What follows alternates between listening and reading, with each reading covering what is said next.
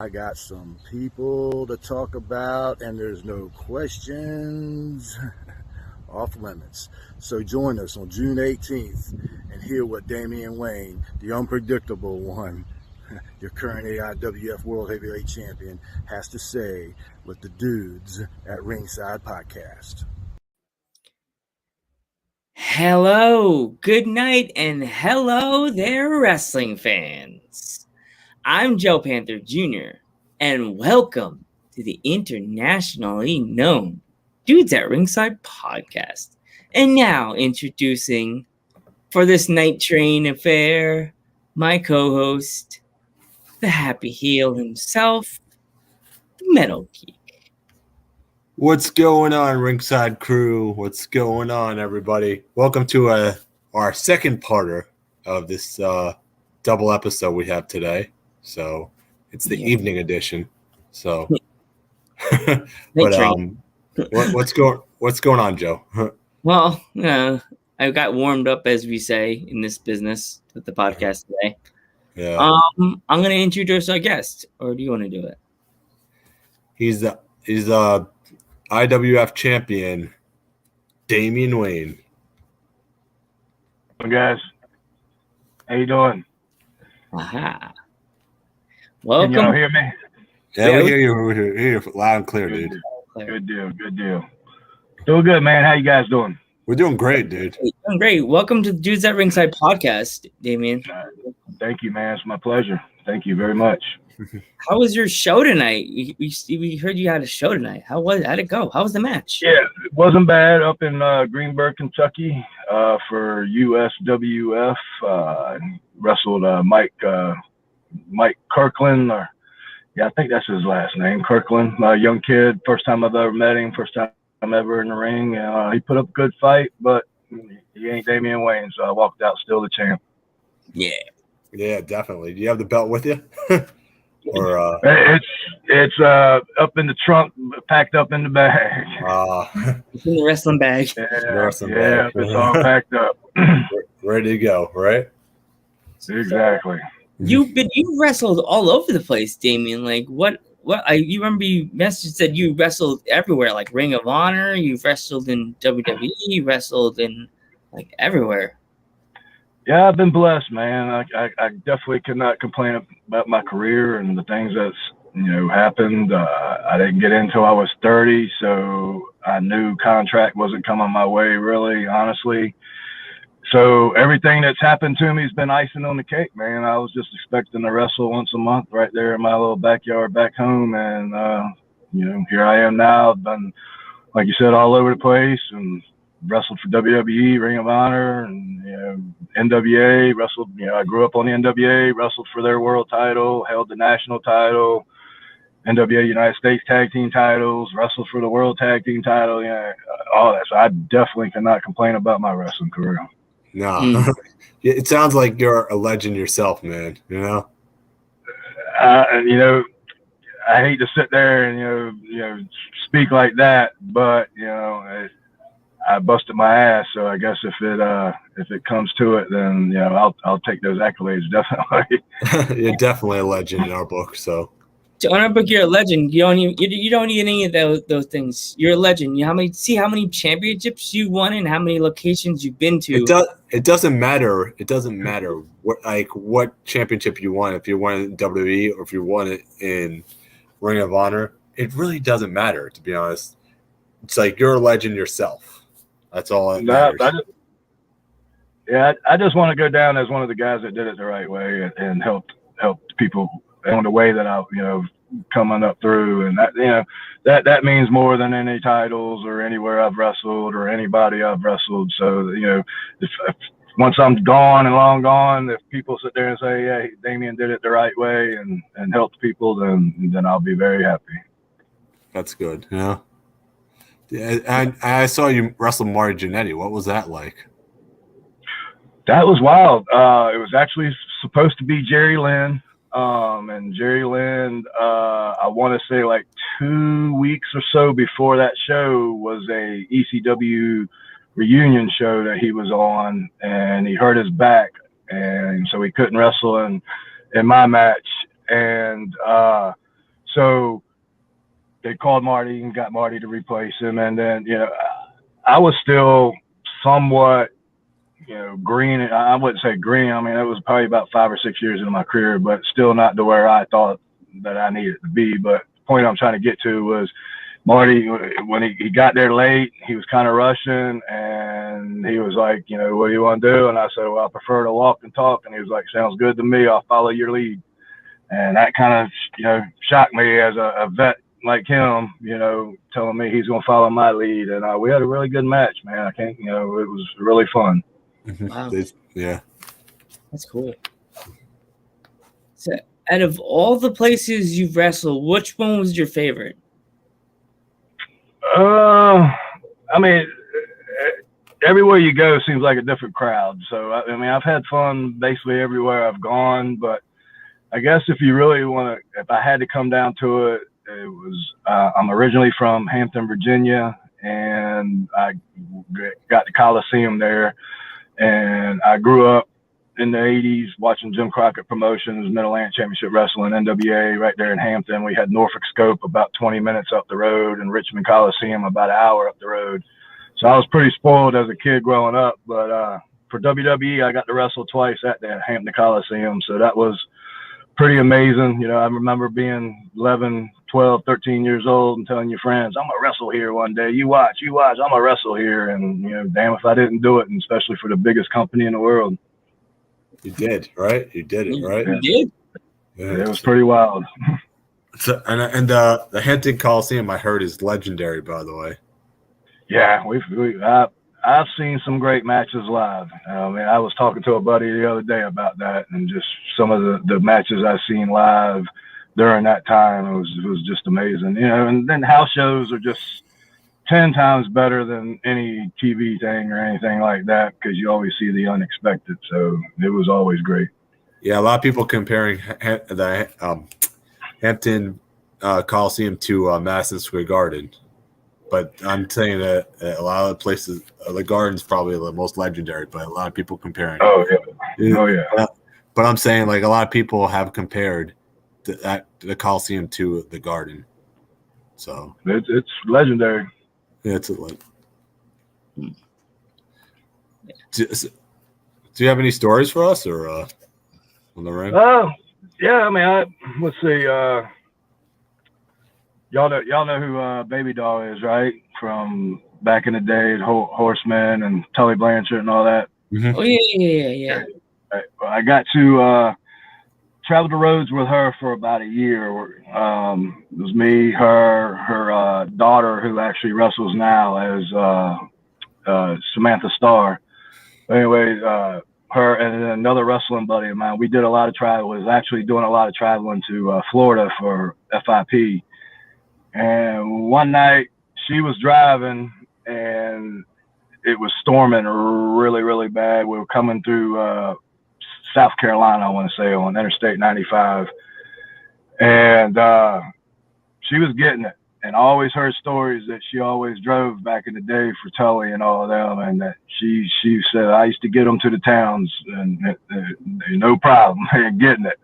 So she was getting it. And me and my buddy was actually asleep. This time her daughter wasn't with us. It was just three of us. And me and my buddy Rex was passed out. We were asleep. She was driving.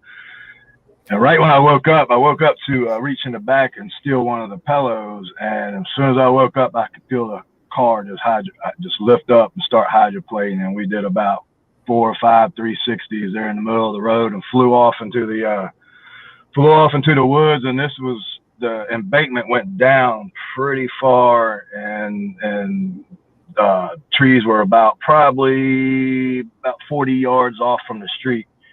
And we were so far back up off, and we thank God we didn't hit any trees. We must have hit a spot that was just a bunch of little trees and twig and high grass and all that.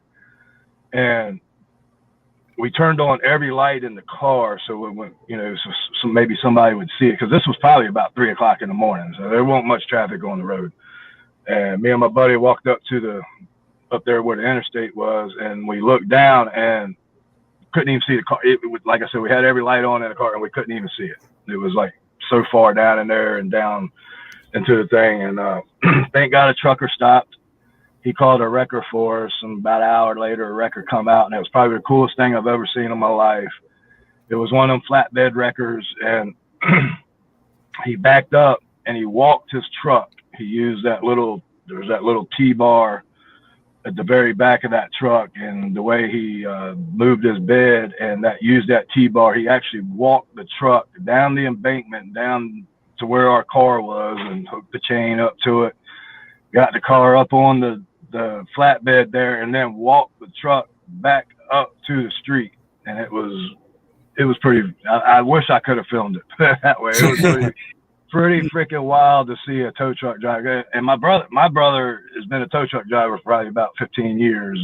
And I told him about it, and he was like, dude, that's probably got to be the wildest thing you've ever seen. And I was like, it was pretty wild and impressive. So I almost got killed by baby dog, put it that way. That's the moral of that. That's insane, dude. Yeah, that's crazy. The very night I wrestled Nigel McGuinness, Claudio, which is Cesaro now, and Brent Albright for the Ring of Honor World Title. That night it was a blizzard, and it was about 4 or 5 hours up the road from where I lived in Virginia. And this was a Friday night, and me and some of the other local guys had a show back in Virginia Beach Saturday, and a lot of them left right after the show or a little before it, because it started getting really, really bad outside. And me and the guy I rode with, a really good friend of mine, used to be a promoter, but he stopped promoting and all that. But we ended up staying the night. We got a hotel and stayed the night and said, well, we'll track in the morning, rather track in the morning than at night. So we woke up, and dude, it snowed so bad that when we got out to the car in the parking lot, the snow was up to the windows. We had to dig snow away from the doors to get in the car. And then we didn't even know where the exit out of the parking lot was. We ended up driving over a median and probably took out a bush the way it felt. But we got out on the road, and we were driving like 5 miles an hour on the interstate. It was snowing and so cold that like every possible opportunity that we stopped, we had to get out and clean the wiper blades off and all that, because they were frozen, and when they froze, they wouldn't work no more, so we'd have to stop and clean them off. But the point I'm getting to here is we stopped one time. He got out his side, he was driving. I got out the passenger side, I cleaned, he cleaned. We went back, and the doors were shut and they locked. So we're stuck in the middle of this interstate, cars running, doors are locked, and we're locked out. And we were probably locked out for about 2.5 hours. And during that time, all these people stopped by. Nobody had any kind of Slim Jim.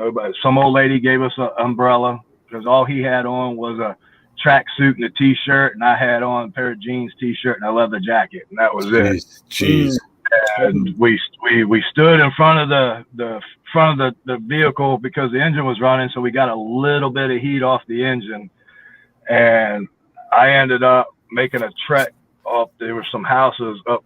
There was like a hill over here onto the right-hand side, and there was houses over there. So I made a trek over there and ended up in waist-high snow. I trekked up waist-high snow, soaking wet, got up to a house.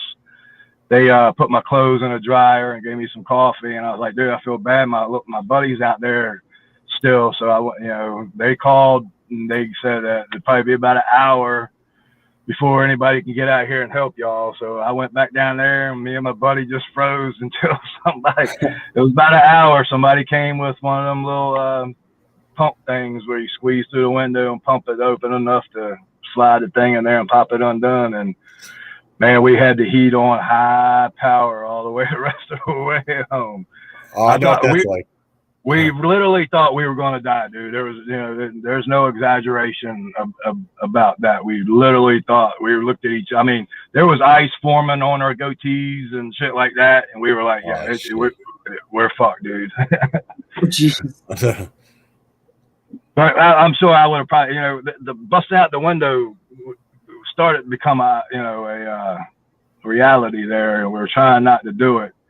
Then, thank God somebody came to our rescue. Oh, dude, that's an angel was watching you that night, man. Very much so. Very much. I guess that's twice I escaped death. Yeah. Insane. That's insane story, dude. Right? Oh yeah, in our chat on the live chat right now, we have a guy that actually wrestles in London, England. He's in the chat right now. Riley Mesh. Yeah. I would love to get over there one day. Yeah, he's a young wrestler in London. He's a very it's funny, we also do we usually do watch parties for like the pay-per-views. And he just found us randomly, and while I wasn't there, it was Geek and the mod. They were watching, and he just popped into the chat one day and started talking. And he's like, "Who's Riley Measures?" A real wrestler comes into the chat, and you're like, "What? Who are you?" Very nice. Super nice guy, though. Super cool. Very good. Yeah. There's a few of us out here. And it's like when we started out, we just started talking about Raws and SmackDowns, and then I started asking people that I know, like wrestlers that I know from the East Coast, and then I started asking people like you, and then the other people, and we started getting guests. It was almost hilarious that some wrestlers, as you said before, some wrestlers respond immediately, they see it, and then they'll talk to you, and then some of them are just as I told Geek. It doesn't even say seen. It's just like they ghost you. We ghost you. I always put guys over like y'all. I mean, y'all give us wrestlers a platform to get on and promote ourselves and get ourselves over or whatever that. Y'all. I don't see why anybody would ghost y'all or not want to. You know what I'm saying? I mean, y'all give us a platform to get ourselves out there. So I always put y'all podcast over, anything like, people like y'all, I definitely put over. Mm-hmm. Man, it's like we're on the East Coast. You're over in Tennessee, you said? Or Yep, Tennessee. Yep. Tennessee, right outside Nashville. Like before this, I didn't even know I knew of you because I heard about you from Ring of Honor. That's about it. Yeah. And I'm like, name sounds familiar. I was like, oh my God, he was in Ring of Honor. I remember him. I remember seeing you in Ring of Honor. Yeah, it says also you were in the Heartbreak Express. That's right. Yeah, that was down in FIP. Yep, that was Phil and Sean and me and Rhett Titus, and originally my buddy Rex, the one that was driving with us. His name's Rex Sterling. He don't wrestle no more either, but it's a shame. He's a hell of a talent. And then he got out for some personal reasons, and then we brought in another buddy of mine, Chris Escobar. But and that was some fun times there. Mm-hmm. I remember those old Ring of Honor shows where you would have to, you couldn't even see the show at all. You'd have to actually buy the VHS or DVD. Those were the days, right? Those were the days of Ring of Honor. It's like, oh, what happened? You would have to go on the boards and just go by somebody's word. That's about it. And then when the DVD. Go ahead. Yeah, I was gonna say, you're right. I think mine was like 07, 08, and that was right. That was even before they even left the Northeast area. They were still a Northern company, and I want to say Nigel was champ. Morishima was there, so I got to see Morishima and Nigel live a few times, dude. That was freaking amazing. Morishima was great. Morishima was great, by the way. Yeah, the Japanese Terry Gordy. Yeah, definitely. Yeah. Nigel was another great one, though. Yeah. Yeah, Nigel was really cool. Most of the guys there were really great to me, man. I got a few main show matches, did quite a few pre-show matches, and got to work quite a few of their guys. And then, Gabe sent me and Rex down to Florida, and I got to work quite a few good guys down there doing that. So, that was fun. And once Gabe left, Gabe was the one that was really behind me. And when he had a falling out and left Ring of Honor, then my stuff kind of dwindled off. So I was like, man, these 13-hour trips to Florida ain't worth it no more. Yeah. I remember Ring of Honor being like the place to be. I mean, it still is, but I'm saying, no, that 04, 05 era, you had the most unbelievable talent and to work with. You had Punk, you had Danielson, you had Joe, and they even had people they couldn't get in that top level. That's how great they were, you know. Yeah, they had you too. Yeah, great talent, man. All their talent was amazing. Mm-hmm. But you know, now it's like I feel like it's still good, but I mean, it's not like that 04, 05 era. No. It kind of lost its flavor a little bit. When do you think it lost its flavor? When Danielson left, or? No, I guess when it got when Sinclair and all them, you know, TV changes everything. So yeah, that's true. And you know, you go from, like you said, the DVD stuff to, you know, where they're basically house shows, but they're putting them on DVDs and selling them. And then versus now they're on TV and stuff's more TV oriented, which is not going to be as special. Special. There's probably another word I'm looking for, but you're on the same, you know, you're thinking the same way I'm thinking on that. But so I would say probably that, you know, because other than that, it's not the matches, it's not the talent, you know, all that's great, you know, that's the TV, amazing, but I think it's more the TV stuff. Mm-hmm. Yeah. Mm-hmm. Trying to think what else. What kind of questions or fun stuff. So you say you're on the East Coast. Where are you located? New York. He's in New York. I'm in Uh-huh. Pennsylvania. You're in Pennsylvania, New York? Good deal. I never got to wrestle in New York. I've been through there quite a bit. Pennsylvania, I've wrestled at the ECW arena a few times and stuff like that. Philly was, me and my buddy Rex wrestled each other in a pre-show match for Ring of Honor at their Do or Die thing in Philly. Uh-huh. I remember those shows. They should bring those back, to be honest with you. Yeah, that was pretty fun there. That winning over the Philly crowd was freaking amazing. You know, getting them to chant, "Please come back, please come back." That was fun. That was special too. You know, you mean it when the Philadelphia crowd chants at you. Exactly. Like I said, if you can win them over, you did something, because I'm a sports fanatic and I know how their fans are in baseball, football, I know how they are. And if you can win them over, then you did something. Yeah, they're tough. They're tough fans to work with because, you know, they're very picky, you know? Yes. You don't you're fine. But yeah, I still remember those Ring of Honor Do or Die shows. I mean, those afternoon shows. Those, I guess, that's kind of like what AEW Dark is now. Yeah. In a way, everybody gets their shots. Everyone's trying to get their shot to get onto AEW, and this is their chance. You know, their tryout. You're right. You're right about that. That's what Ring of Honor was doing with the Do or Die shows.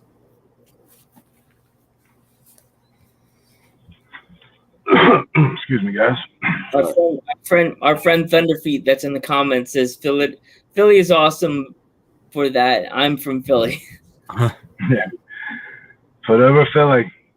Yeah. Definitely don't want the Philly crowd mad at me. Gross things. You're like, if they're mad at you, you're probably not coming back, right? Coming back, getting batteries thrown at you, and everything else. A glass, right? Whatever they could find. So. Yeah, I don't need none of that. Mm-mm. You have any more stories in the ring, or? I got one question. What was the toughest crowd you ever had to deal with at a wrestling event? Toughest crowd. I would probably say. I would probably say my very first dark match with Ring of Honor, pre-show match, however you want to call it. It was against Rhett Titus. Rhett was still in the school or fresh out of the school, and it was in Edison, New Jersey. And of course, being a Ring of Honor crowd, and I'm more of a Mid-Atlantic guy, and so Northeast probably really didn't hear. I followed the message board. My name was, few people knew who I was, but I guarantee you, out of the 3,000, probably 2,950 didn't know who I was at that time.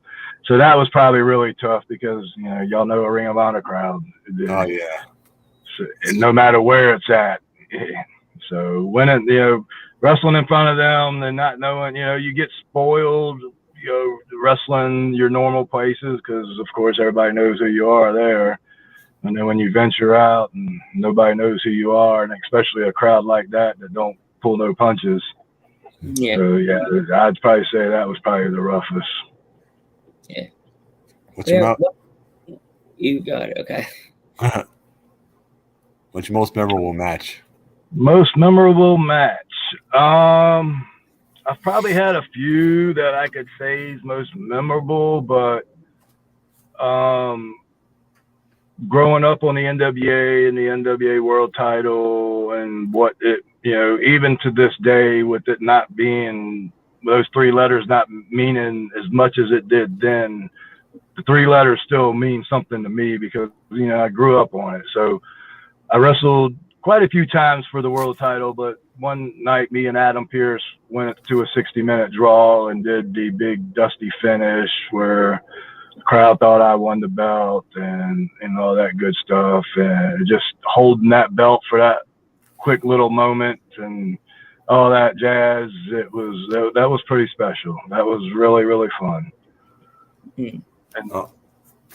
And I want to say Baby Doll came out with him to start the match. I was babyface, of course, because it was in my home promotion. I want to say Sonny was there too, and Sonny was like a special ring girl, bell girl, something like that. But yeah, we did the big dusty finish. We didn't, me and Adam, it was the second time we ever wrestled each other, but we didn't even talk about anything. We knew the finish, just didn't know how to go. We were going to go into it until that last moment. And what we did was, my finisher was the power driver. And of course, Adams was the power driver. That was a little backstory to our little feud. And, I hit him with the power. The time limit was counting down 10, 9, 8. I hit him with the power driver, and the count of the time limit and the referee's count was to where the bell rang for the time limit draw right in between the 2 and 3 count. Oh. So the three count was still made, so the crowd thought I won the belt and all that good stuff. And then it was, no, the time limit expired, Pierce still the champ, that good stuff. And so yeah, that was really, really, really amazing. Just going 60 minutes, just like the Flares and Steamboats, and for that same exact belt and all that. My home promotion, it was probably about 500, 600 people there. So yeah, that's pretty good for a little indie show. And it was pretty special there. It's crazy. We got 2 comments. We have 2 questions on this thing.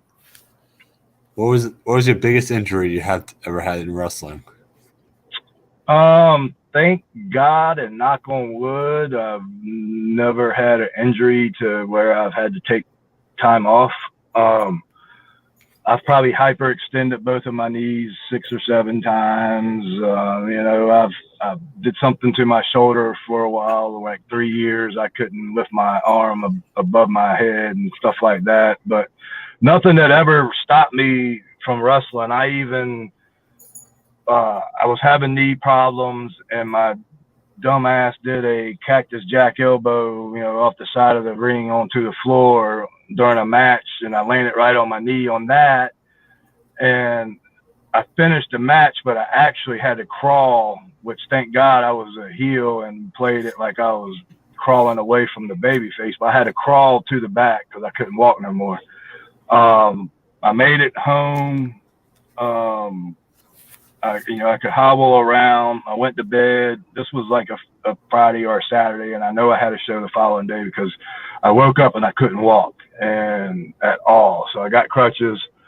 I made it to the show, and I was in a tag match, and I was like, they were trying to scramble around. What can we do? What can we do? And I was like, we're in a tag match.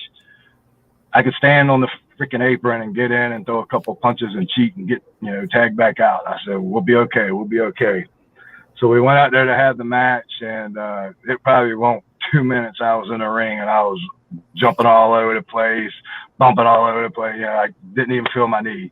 And as soon as I got to the back again, I couldn't walk on it no more because of the adrenaline.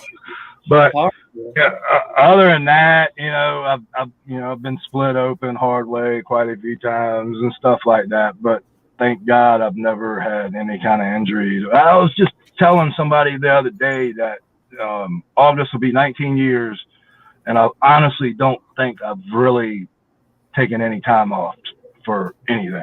I might take a weekend off or 2 weekends off, but I've never took that extended period of time off. Wow. But I also have a question. It's is there any spot that you refuse to take? I won't do. Spot? I won't. Yeah, I don't do the light tubes. I haven't did thumbtacks. That's still up in the air. I don't know. I might do that if it come down to it. But those two things, I probably, light tubes for sure. I definitely wouldn't do. And a lot of that hardcore deathmatch stuff I wouldn't do. It's pretty stupid. I don't put it down, or I'm not against anybody doing it because everybody's got their own cup of tea. But as for like regular moves, stupid moves that I think are very stupid and fakish, like Canadian Destroyer, and I'm not gonna do anything like that. But other than that, I trained myself to at least think in my head that I can take any move or spot and do any move or spot, even if I haven't did it. You know what I'm saying? I tell guys all the time, I don't have no move set. I don't have no shit to get in. And so I feel like I'm able to do anything that comes upon that moment. And I even taught my kids back home in Virginia. I told them, every night y'all go home, I want y'all to think of a move or a spot that you want to take, or in a move and a spot that you want to learn how to give. And I don't care if you think you'll ever do it. You don't think your character will ever do it. Because I'm 19-year veteran, and I can be in the ring with another veteran, and they'll call a spot, and I'll be like, in my head, I'm like, I ain't never did that, but I can't sit there and say, not time out, stop the match. Hey man, I ain't never did this move. You gotta call something else. You can't do that. So I told them to come in and listen. So every time they came in, they tried to different stuff and take different stuff, and so that they can be prepared down the road to, if they're ever caught off guard, that hey, that they're comfortable enough to at least do the move. So yeah, other than that, I'm more old school. I'm more I want to be believable. So the more unbelievable the spot is, I'm not going to do it. Yeah. It's always good to have a little bit of like, okay, I won't do this. I'll do that. Because a lot of people are like, okay, I'll just do that and try it, and then they try it, and then they get hurt, and then they forget, man, I shouldn't have tried that. I could have.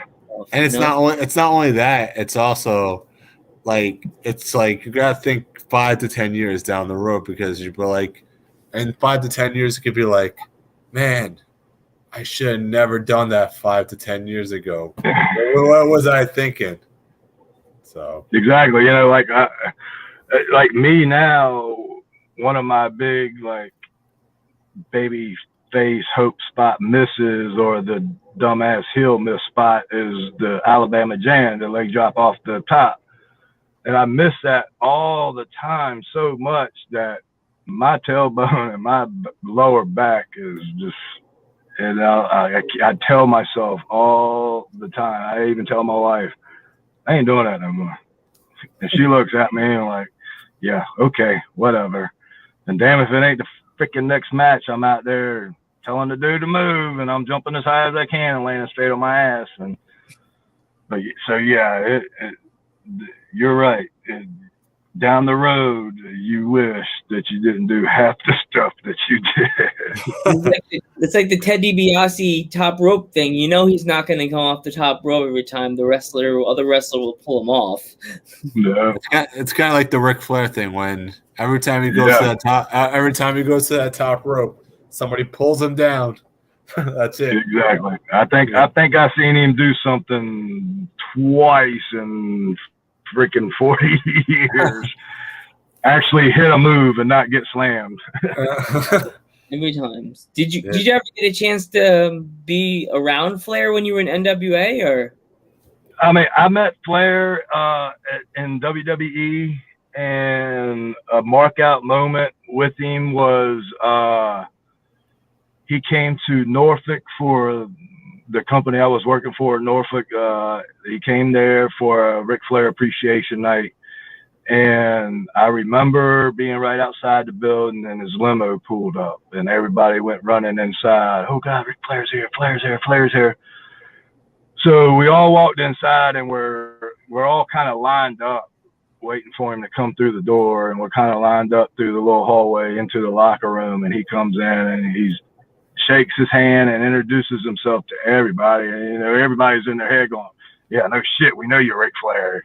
But he shook everybody's hand and introduced himself to everybody. And when he got to me, he as he was shaking my hand, and before he even said anything, he was shook my hand with the other one hand and was kind of doing his finger like this. And he was like, "I know you from somewhere.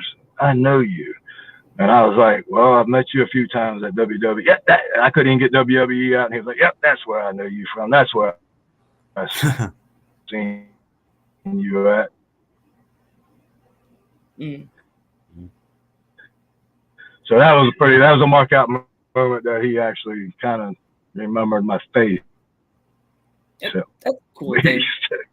Did you ever get a chance to meet people like the other name you mentioned before, Ricky the Dragon Steamboat? Oh. Did you hear me, Damian? Yeah, I've met Steamboat quite a bit. Can you hear me? I heard you a little bit, yeah. A little bit. All right, there we go. Oh, no. Okay. Yeah, Steamboat. With Steamboat, I've met him a few times and got to pick his brain, put it that way. He was working out with a few guys. And so, you know, Steamboat was great. Talking about old school names like Flair and Steamboat. My top five, actually my top six, put it this way, before I even got into business, was Tully Blanchard, Barry Windham, Rick Rude, Jake Roberts, Terry Funk, and Manny Fernandez. And once I got into business, I got to train with Tully Blanchard for 4 months and had him as a booker for two shows. So I got to pick his brain on that. Barry Windham I had as one of my road agents for a match at WWE, so I got to pick his brain there. Rude I never got to meet because he passed away before I think I even got into business. Jake Roberts, I got to pick his brain quite a bit from being on shows, plus, you know, Baby Doll and him are brother and sister basically, so I got to talk to him a few times on the phone and stuff like that. And then Manny Fernandez, I probably wrestled him probably 10, 15 times and trained with him, and then got to train a little bit with Terry Funk. So I've been blessed with being able to learn and pick the brains of the 5 of the top 6 guys that I considered the best in the business before I even got into business. So that was pretty amazing right there. That's I can't complain about that at all. That's awesome. Like you got a chance to pick the brains of like the golden era people that everybody loved, like Robert, Steamboat, Blair, like Tully. It's great. It's pretty wild. I've been around and wrestled quite a few times Ricky Morton, so I've got pick his brain. I've been in 2 pretty successful tag teams, so being around Ricky and picking his brain on tag team wrestling. He was my first name that I ever wrestled, and my first cage match was Ricky Morton. Oh wow! Yeah, that was pretty wild. I know this story wrestling too. We're actually having one of his trainees on our podcast. We're having Riley Rocket. Gotcha. Yeah, I've been to. I was not too far. I build pole barns here and there on the. When I'm not wrestling, and I was building one probably about 15 minutes from his school. So I hit him up and asked it would be all right if I stopped by, and he was like, "Yeah, kid, come on." So I get there, and I wasn't even 1 foot in the door, and he was already telling me, "All right, kid, you're teaching class tonight." And I was like, "Okay, Ricky, put me on the spot there." So that was pretty amazing that Ricky Morton wanted me to come in and teach his class for that night. So that was pretty fun. He trusted you because he knows that you're probably one of the greats, Yeah, that felt really good. Mm-hmm. But we also have a question. Also, if you could wrestle and work with anyone, who would it be?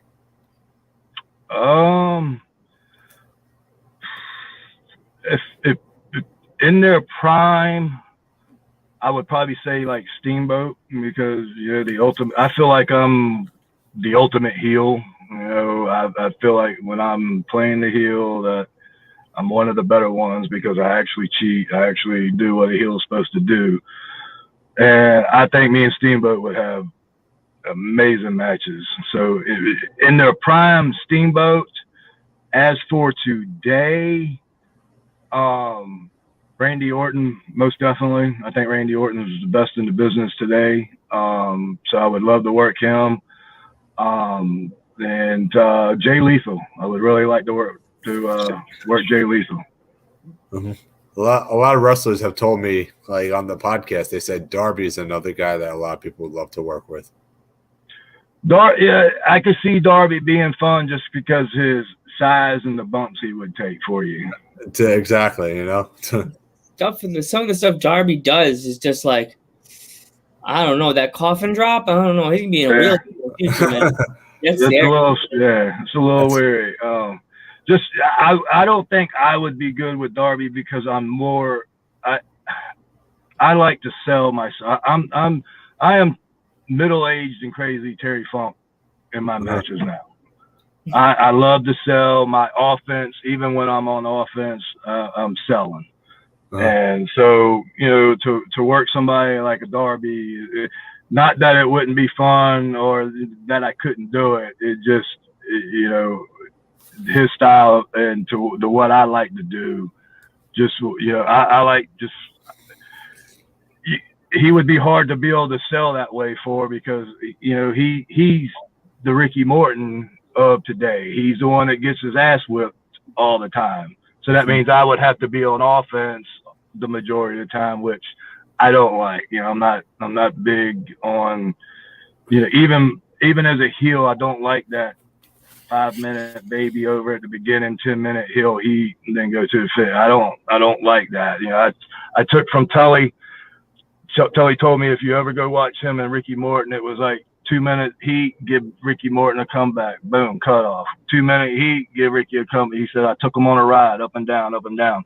So I kind of took that as my style to the day. So I'm not big on a lot of offense.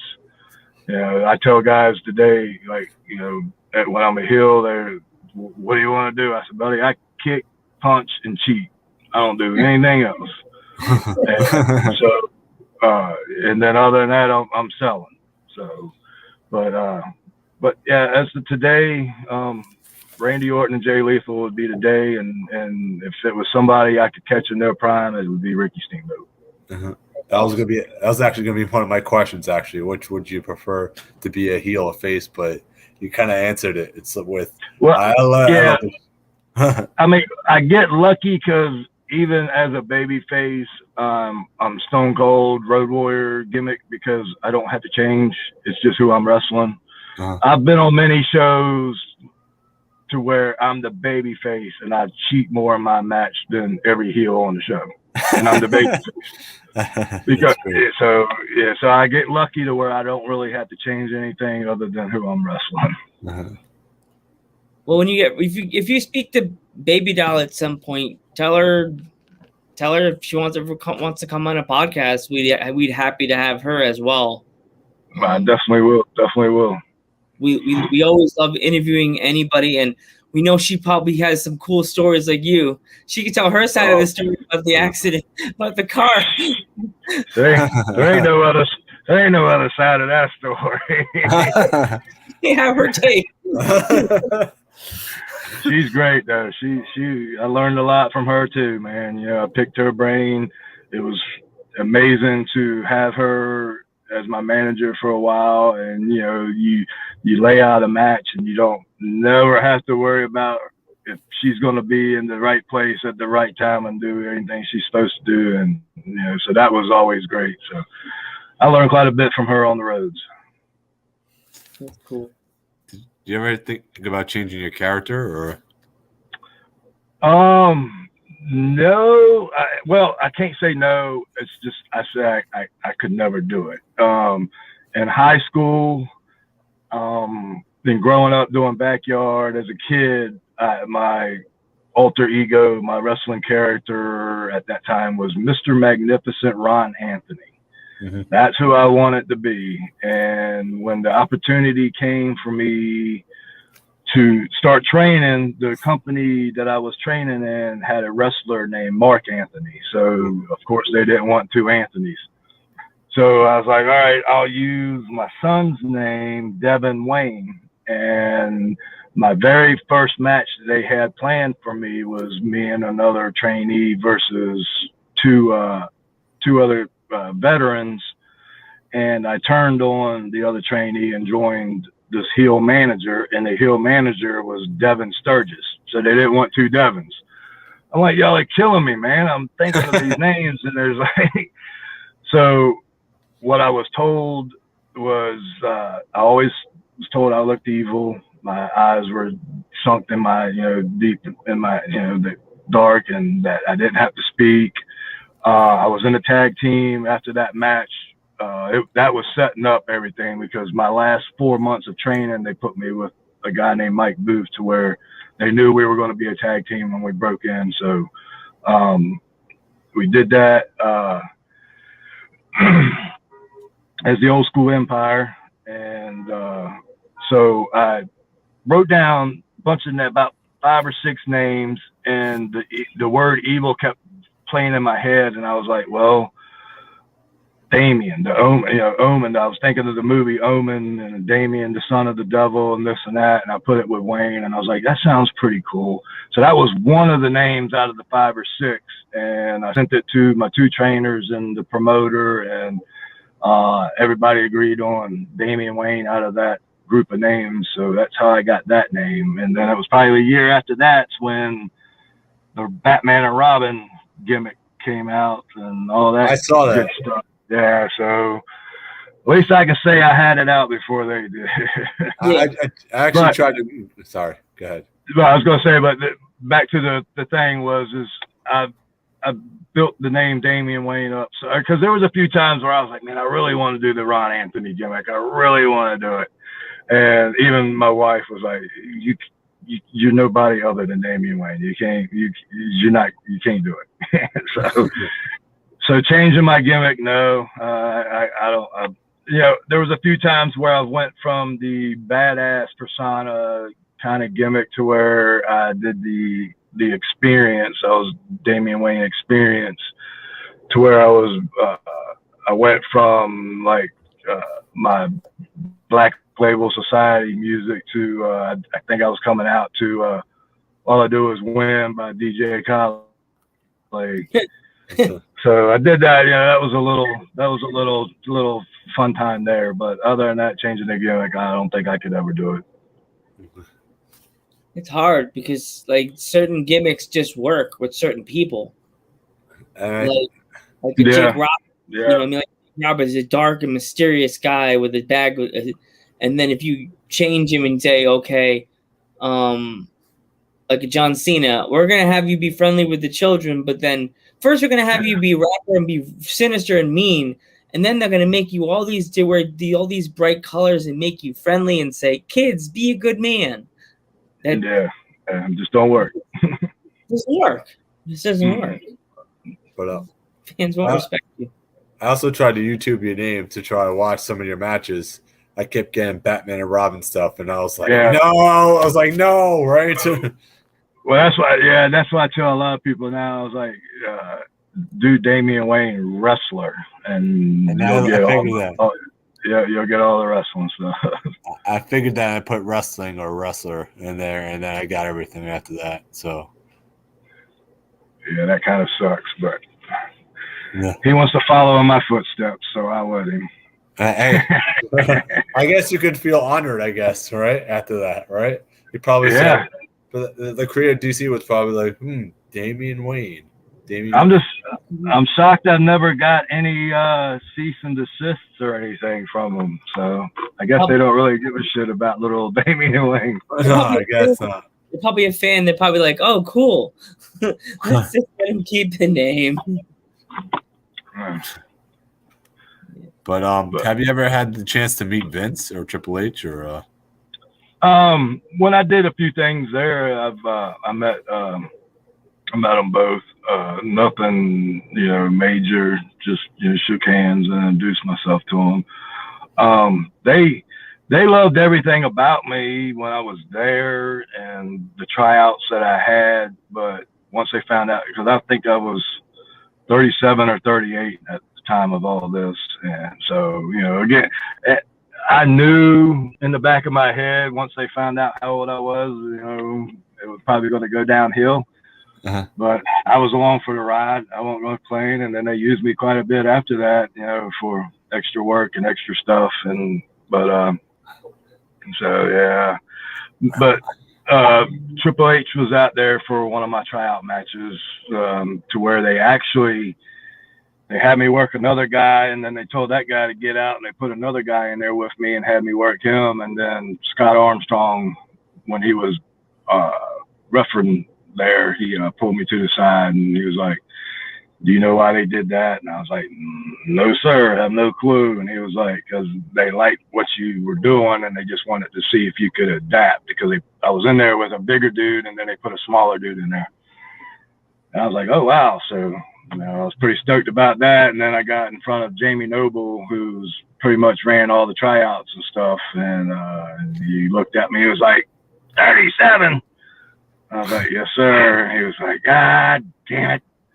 He was like, man, we like you. We like everything about you and this and that. But, so, yeah, the age kind of held me back on that. But that's a bummer. That's a real bummer, because if you have potential and they know you could work a camera and work a microphone and get the crowd to go on your side, but the age would have meant nothing if they know. But I know how it works, and like I said, I'm a sports geek. Baseball is my second passion. I know how to, if you got a 21-year-old phenom pitcher or the 40-year-old veteran that's probably got 2 more years left, who you throwing $10 million at?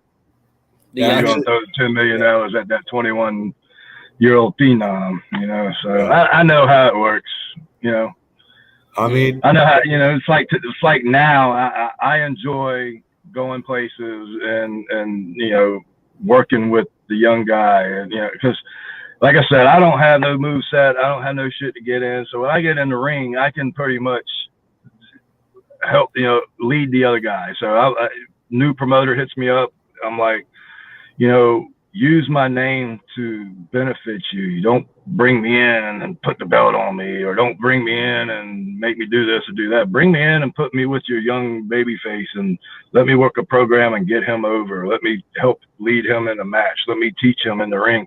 You know, you can go to training all you want, but it's all, what's the old saying, on job training. Yeah. And I'm one of the vets that enjoys and can actually get in there and lead a guy and train, teaching as we're working, and not worry about, oh, I got to look good. Oh, I got to do this. Oh, I got to get this spot in. I'm the vet. You know, fuck that shit. I want to help bring up people. You know, the more better people I can get working in the ring is only going to benefit me and other people, because we're not working shitty talent. We're working better talent. It's exactly. I mean, you have the right idea to put. It's all about putting talent over. The future is what it's all about. I enjoy that. That's what I want to do. You know, so you know, I just love teaching. It's like I said, baseball's my second passion. Once wrestling's over with, I want to coach varsity baseball. You know, I love to teach, and so I tell guys, just, you know, use me for that. I don't care about winning and losing. I'm a get over. I can lose to every guy in your locker room, but I guarantee you I'll be the most over guy in your locker room. So I'm not worried about that. So you use me to benefit you and your company. Exactly. Yeah, that's the way it should be. Like, I feel like WWE, I think back then, was more like looking at guys like, oh, he's 38. We'll pick somebody else. Now it doesn't seem that way. Now it seems like they're going for the vets with the experience and say, okay, we'll pick this guy up, or like, because it's kind of like that now, because they're trying to, you know, you got AEW, so now they're trying to swipe up everybody.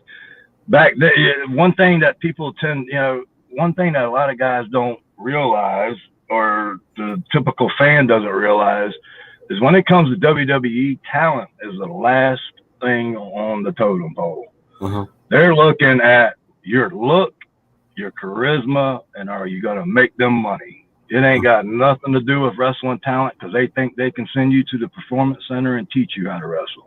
Exactly. Yeah. So you can have a 6'1", 230-pound veteran that can get in there and out wrestle Kurt Angle, and you can have a 6'4", 320-pound suntan blonde surfer, and I guarantee you they're going to sign that 6'4", 320-pound blonde surfer before they sign that veteran wrestler.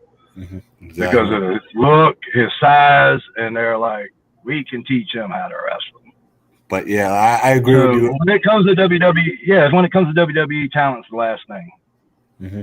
Exactly, but now that they have AEW, now they're looking at the picture, I think, a little bit differently, because it's like we got to get this guy, you know. Yep. So scoop him up. Mm-hmm. Yeah. I'm surprised. I know you're the age you are. I'm surprised AEW hasn't tried to call you, because all your accomplishments. I'm surprised they didn't go, interesting. You can have this guy as a leader of a faction. Or even that, or coach. It could coach somebody, because AEW has a lot of coaches. Factions in AEW right now. Yeah. The only bad thing about AEW is your little buddy system right now. Mm-hmm. Everybody there knows everybody, or they got some kind of connections with somebody there. Which you can't complain. It's giving a place for guys to work and make money. You know, I'm not going to complain about anybody making many money. So, no. So if it's like I tell a lot of people now, it's like they always ask, you know, why ain't you going to WWE? Why aren't you going to this? And you know, I'm 19 years in. I'll be 50 in December. I'm married to my best friend. She supports me. If I want to wrestle every day, she supports it. But, you know, if I wanted to live out of my car and stay on the road 24/7, which I did there for a while, you know, I lost my first 2 marriages because of professional wrestling, and I've lost, which thank God I got back, but I lost the relationship with my biological son and stuff like that because of wrestling. Because I was I put wrestling very, very high on the totem pole, and family life and real life and stuff was way, way down. And so, I lived that life, and it's single. And I guess the way I was living then was great, but the way I'm now, it's not the life I want to live. So, that the hustle ain't there no more. But I'm enjoying what I'm doing now, so I definitely ain't complaining. Mm-hmm. Yeah, it's difficult to be like a dad being a wrestler because sometimes you're hardly ever home. You know what I mean? You're there one day, and then gotta go back in the world. See you later. There was about a 3-4 year period where I was running with a guy, Lance Erickson. We were the Lords of Chaos, and we were pushing for the NWA World Tag Team titles, and we about close to 4 years, we put about 178 to 180,000 miles on his car just in those couple of years. That's how much we were on the road traveling and busting our ass trying to get to where, to win the NWA World Tag Team titles. And here's a little story that I haven't told, I think I've told maybe once or twice on a podcast, but other than that, a lot of people know it, but they don't know the inside scoop of it. But I even got the email still saved so I can look at it every once in a while, but we were scheduled to go to New Japan and win the NWA World Tag Team belts from Kojima and Tenzan.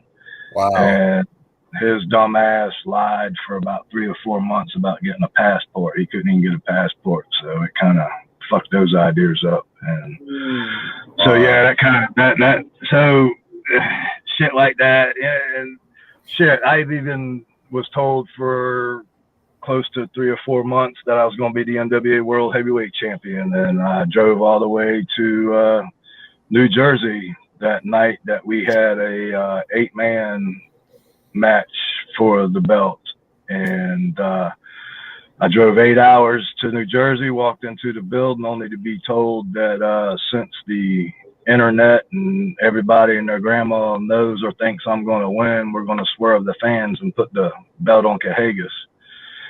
So I got punished because everybody knew or thought I was going to win, and shit. Damn internet fans.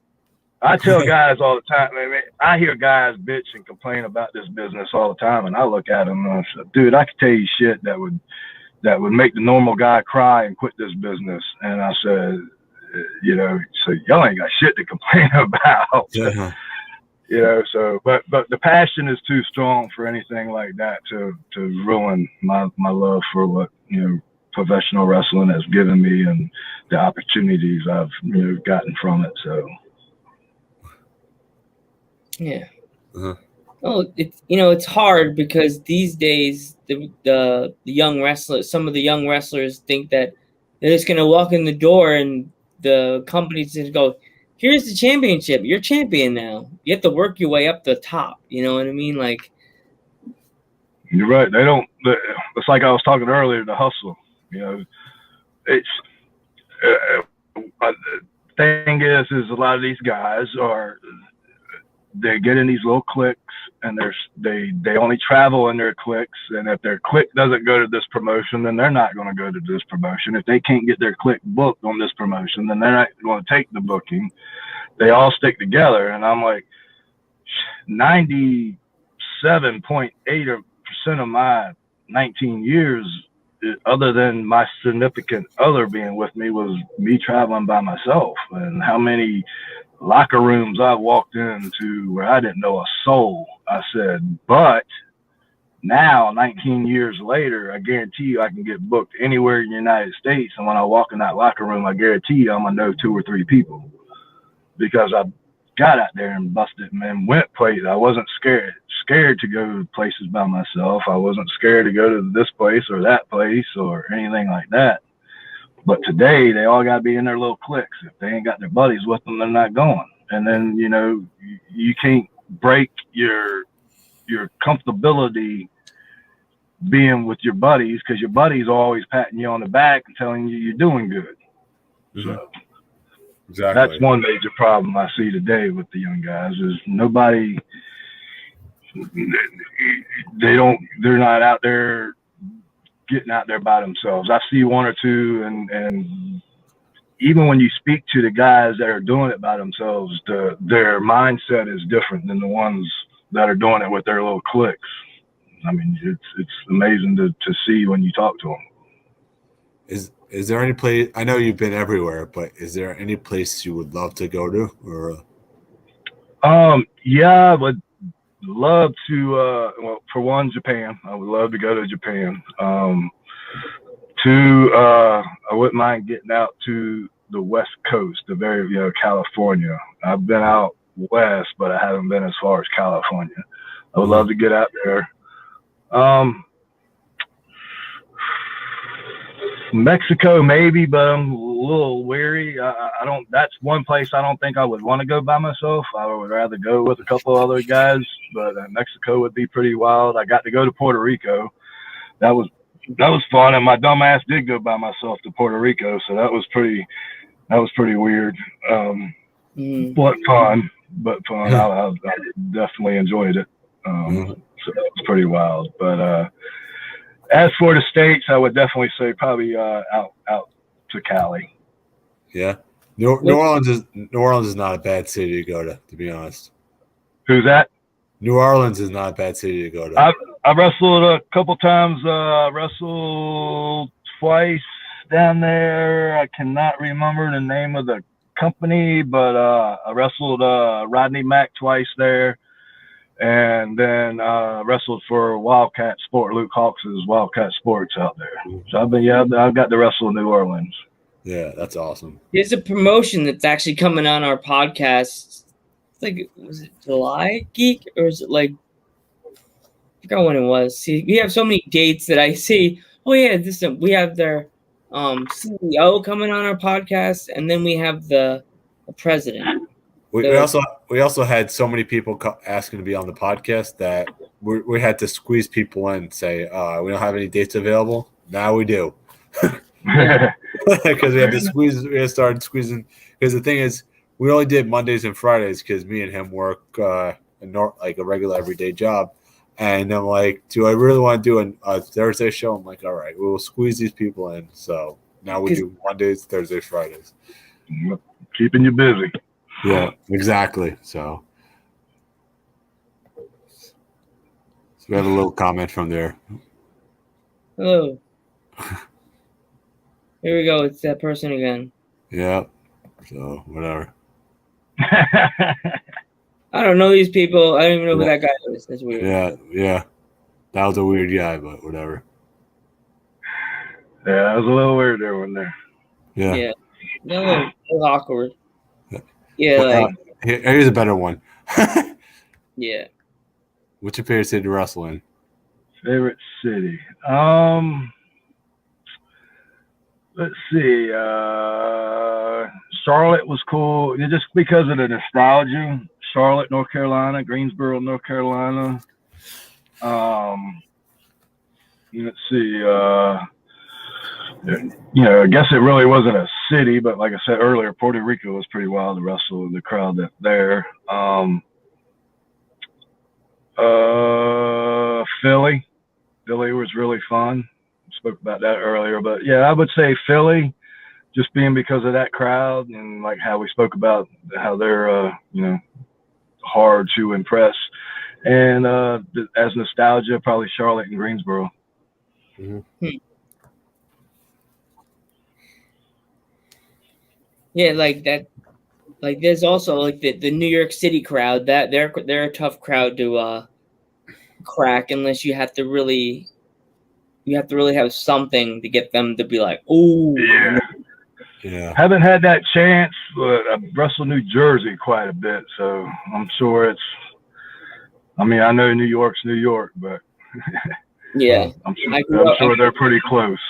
I grew up in New York, so like there's an indie promotion. If you ever get a chance to check it out, they're called the New York Wrestling Connection, NYWC, and like Kurt Hawkins, Zack Ryder, MJF, all those guys have come out of there, and they're like a hotbed.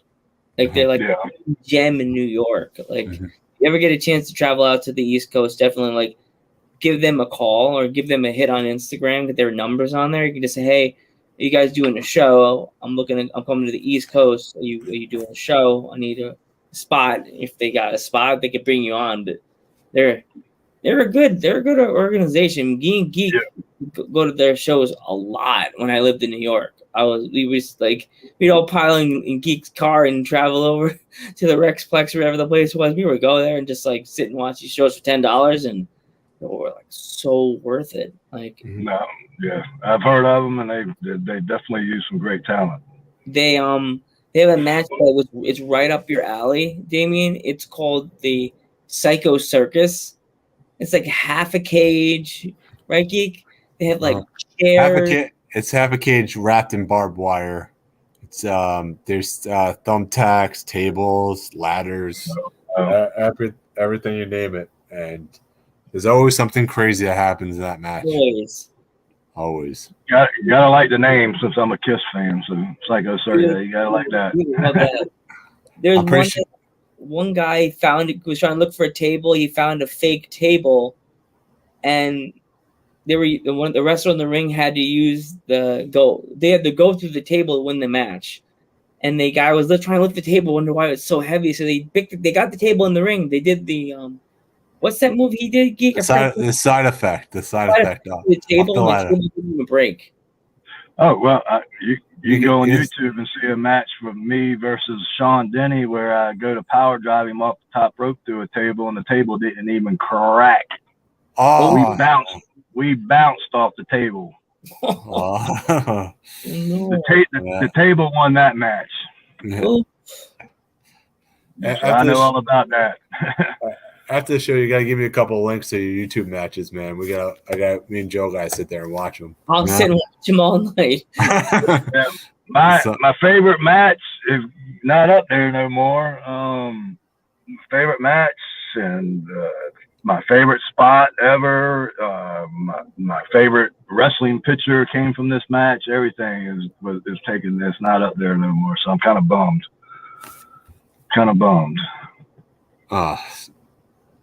You know the reason why, or if it's copyright because the music? No, I really don't know, because the company, the promoter kind of got called out during all that speaking out movement stuff that was going on not too long ago, and he reached out to me a few times and I didn't respond, and I don't know if he did it to piss me off, but none of my other stuff is taken down, just that match.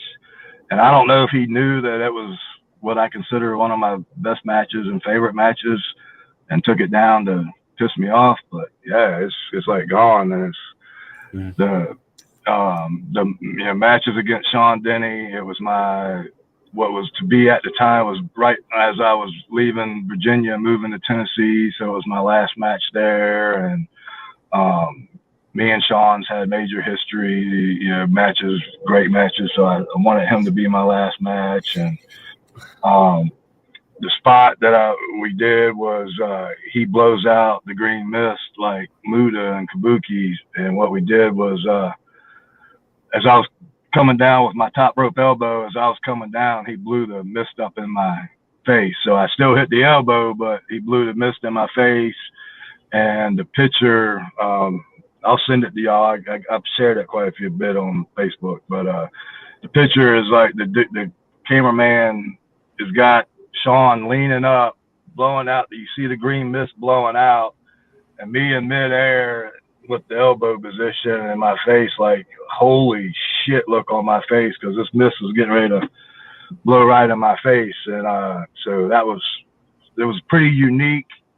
Never seen it done that way. And just the picture and everything about that was amazing. So just for it not to be up there no more kind kind of irritates me, but you know, what am I going to do? So I had to probably try to find somebody to get me a copy of it. Yeah. Mhm.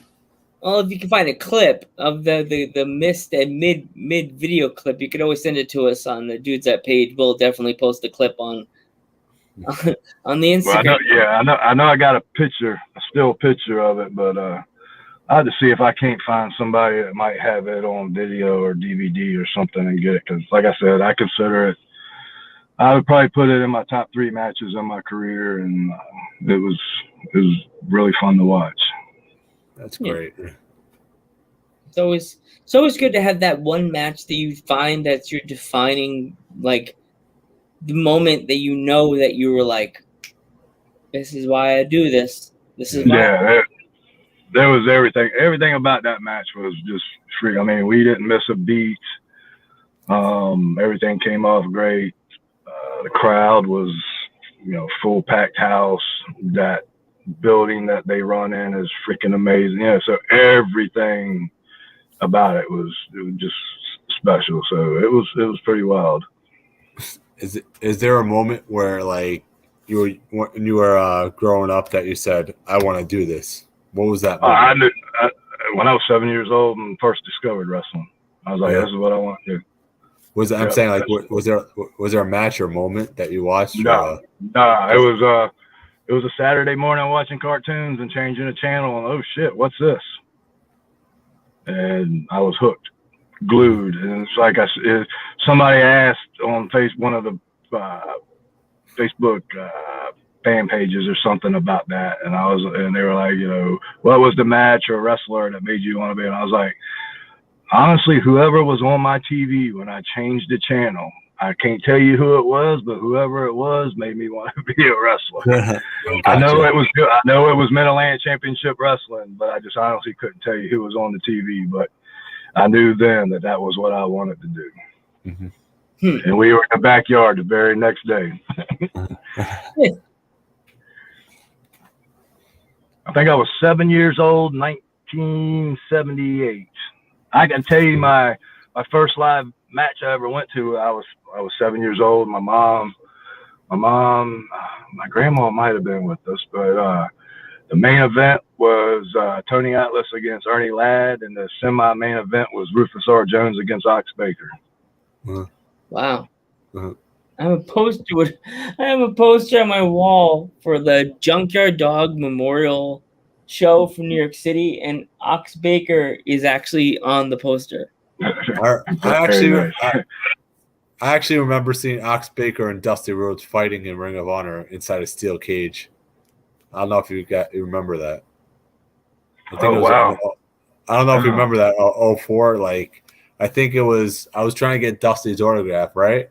And then Ox Baker comes out of nowhere, just says, I don't know. He was in a feud with Dusty, so, and then they had to cancel. I think I was the last one to get an autograph from Dusty for that day, and and then everyone's like, no, it's like, I think Ricky the Dragon Steamboat came out and started signing autographs for everybody. So, because he was in this feud with Ox Baker. Then towards the end of the show, Ox Baker comes out. Like, it's a scramble cage match, right? What that is, right? So Ox Baker comes out in the middle of the match, jumps inside the steel cage, and he starts attacking all the faces, right? Dusty comes out, starts hitting the bionic elbow on every single one of the guys, the heels and everything. So and the place went nuts. The place went nuts. The place went nuts for him. They popped. It's Dusty. Yeah. Big time popped. Dusty was amazing, you know. He didn't pop. Yeah, he was really nice. Super cool guy. Very much so. He's missed 100% in the business. I know that for sure. He's missed. Have you ever met him or? Yeah, I met him a few times. We did a couple of shows in Chesapeake, Virginia, where Magnum TA is from and still lives. And we did, it was the Magnum TA Cup. We did a tournament a couple of times, and Dusty was there a few times for that. And then I met him a few times in WWE. Yeah, he's a really good guy. you have any stories from Dusty or? No stories. I can tell you, speaking of the Magnum TA Cup, I can tell you a story from that where Magnum was there and he was sitting front row, and of course everybody was trying to figure out a way to do the belly to belly in their match because Magnum being there. So I was wrestling my buddy Rex, and we were wrestling, and I said, screw the belly to belly. Everybody else wants to do that. I'm gonna be the dickhead heel and do the move from his arch rival. And I hooked Rex for the slingshot, and I looked right at Magnum and said, "This is just for you, buddy." And I hit the slingshot suplex that Tully always did.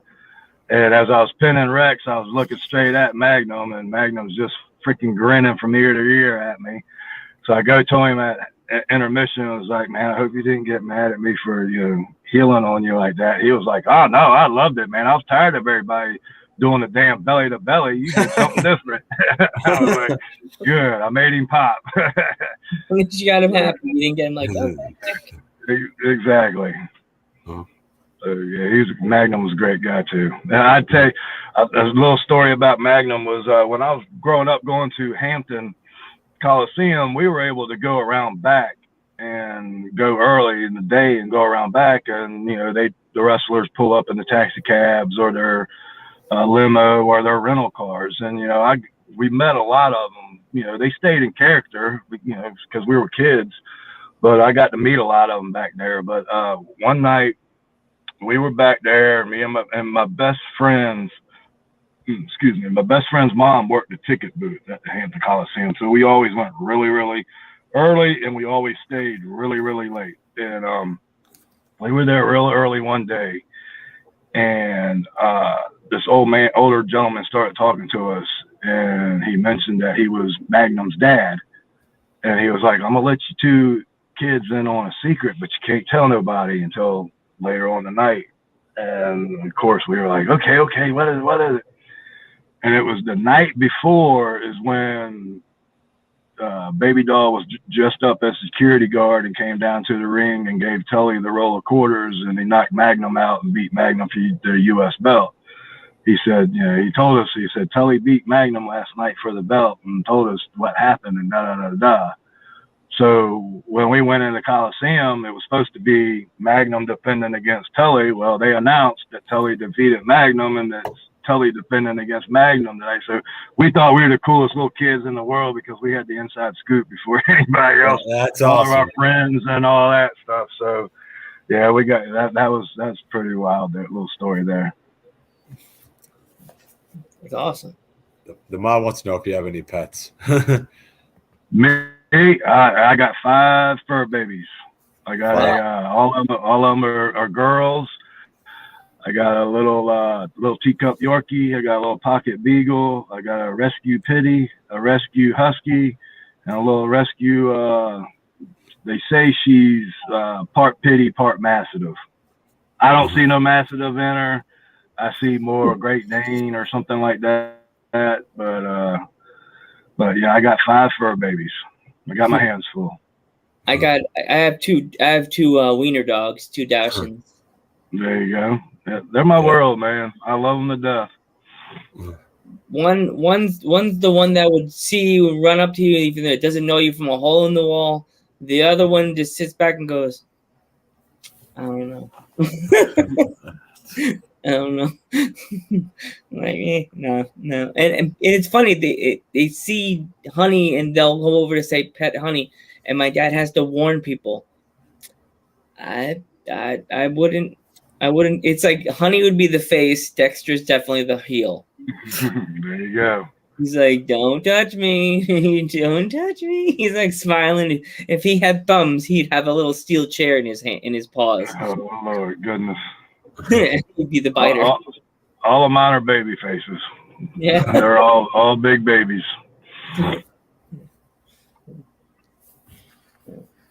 I could have a whole lot more if my wife will let me, but I got in trouble for getting the last one. Yeah. My girlfriend's in love with the golden doodle, so that's her picture right there. So yeah, I just a job that I just built a barn at. The neighbor of the customer, they had what'd you call it, golden doodle, or what is it? Yeah, it's golden. Is that what it's called? golden doodle. That's Yeah. it right there. It's a poodle Yeah. and it's a poodle and a golden retriever mix. Yeah, they had that. It looked just like that, and then they had a puppy that was a golden, or I guess it couldn't be a golden doodle because it was black, but it would look just like that, but it was black. And I thought it was the cutest little two things in the world. Because I love dogs. I don't care who's got the dog. If I see a dog, I'm like, can I please say hi to your baby? Please. I love dogs. And her dog is really, really smart, by the way. Like, you could talk to it and stuff like that, and it'll start talking back to you. Swear to God. That's my husky. My husky's a talker, boy. She will talk your ears off. Like you'll say, it's like, no, and it'll be like that. Yeah, mine will do that. Mine will she'll stomp her feet when she's talking to you, and I mean, it's amazing. It's amazing how smart they are. No, very, very. Yeah.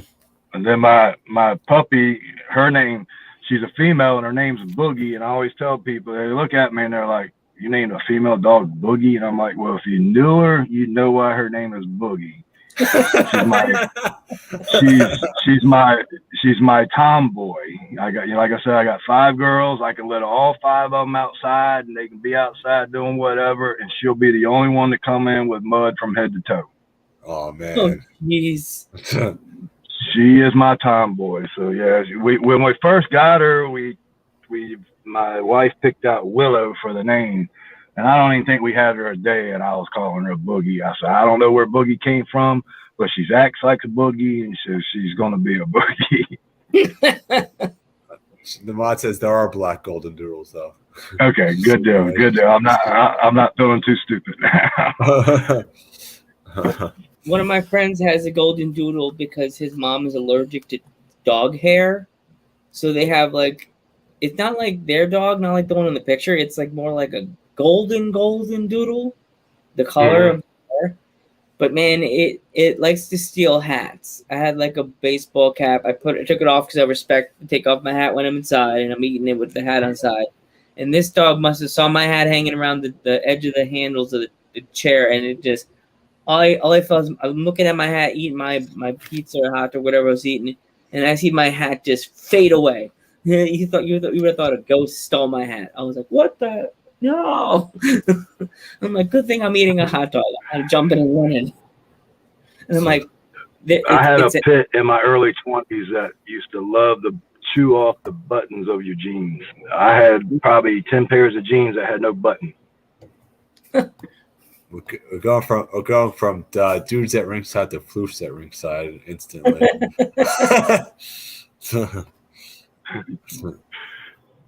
Yeah. Shit, there was one time I was messing around with a girl. She was married, and she came over her husband was in the military, and a lot of times he would go out drinking with his friends, and she came over one night, and the funny thing was my dog chewed up one of her shoes while we were upstairs. So she had to go home shoeless, and thank God her husband was drunk on the couch. So she got in without having to explain why she was coming home shoeless because of my dog eating her shoe. Oh no, it's horrible. Is there any movie? Yeah. Huh? What's your favorite movie so far? If you have movies.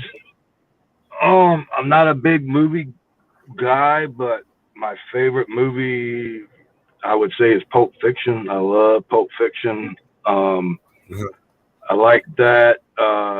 Any movie that makes me think. I love. You ever heard of Four Rooms? No. Sounds familiar. I think I've heard of that It's one.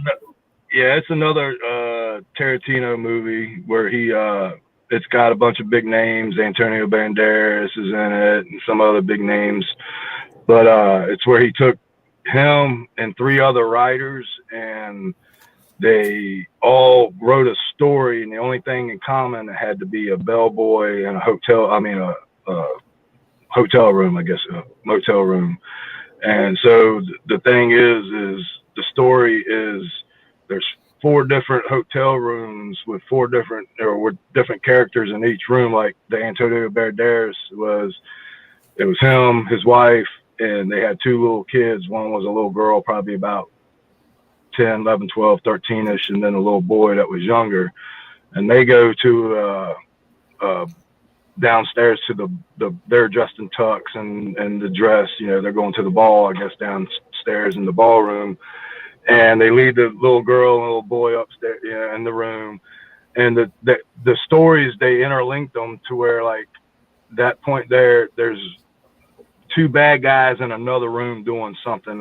It's an older movie, so I might be getting a little mixed up, but they interlinked it to where, like, one of the bad guys in the other room picks up the phone and he's talking on the phone. And then, like, 15 minutes later or so, where they're back in the room with the 2 little kids, the little girl's on the phone talking. And if you pay attention to what she's talking to the bad guy from early, they interlinked that movie like that. So it's anything that makes me have to watch from, to where if I miss a second of it, you're lost. Like Jacob's Ladder. That's another older movie. I love Jacob's Ladder. And because, it's so you can't really understand it unless you watch it a few times. So anything like that makes me have to watch and pay attention to what's going on. Without, if I miss a minute, I'm lost. Another good one is I love Natural Born Killers with Woody Harrelson. Oh, that's a good one. Yeah, Woody Harrelson's an amazing actor. But as for watching TV, if I'm not watching older wrestling, I'm really, really into Egyptian stuff and Ancient Aliens. Oh, I love that stuff. Ancient Aliens. I'm so hooked onto that stuff. It's not even. Every time. It's wild because I watched and I don't say study, but I watched and I really pay attention to a lot of Egyptian shit. And I never watched Ancient Aliens. And probably 3 years ago, somebody finally got into my head and said, "You need to watch it." And I binge watched it. And my whole total thinking of everything just, like, totally changed. And I'm just, like, blown away about everything. And as I started watching the dude that his hair, the Turcolos. Yeah, that dude, he's got one on Amazon Prime, searching for aliens or something like that. And I started, it's only been 6 episodes so far. I binge watched those 6 yesterday. Actually, I watched 2 of them this morning before my show, but I watch a lot of that stuff. So I'm really, really hooked into that stuff. Anything about the Bible, learning, studying the Bible and lost texts. And, I watched a bunch of that stuff. I want to say one of the Ancient Aliens kind of really made me start thinking about things, because they came out with the one about the devil, and where the whole story about the devil and the Lord might be backwards, to where God is the bad guy and the devil is actually the good guy. And the way they put it was, we all know the devil was banished from heaven. But the reason he was banished from heaven was because he wanted to pass on the knowledge of the gods to the humans, and God didn't think the humans were ready for that knowledge. And that's the big fight right there. And that was why he got banished from there, because he was wanting to pass on the knowledge to the humans. So that's where they were trying to say, the devil might be the good guy. He was actually the one trying to help the humans on Earth and stuff. And then It's like what was the other? Yeah, every time my girlfriend thinks that me and my girlfriend watch that show, it's like she's always like, it's like they're talking, and then she's like, "Okay, you could turn it off. They're freaking me out now." Yeah, it's wild, man. It really makes you think about that. And the other thing I was going to say is, you know, like with the Adam and Eve, back on that story with Adam and Eve, what did they get in trouble for eating? They ate the apple from the tree of knowledge, and the snake was supposed to be the devil, and the snake told them to eat from the tree of knowledge. So that's the whole they were saying, you know, God didn't want us to have the knowledge of the gods because he didn't think we were ready, but devil thought we were, or Lucifer, or whatever you want to call him, thought we were and wanted to pass it on to us. So shit like that makes me think about things, man.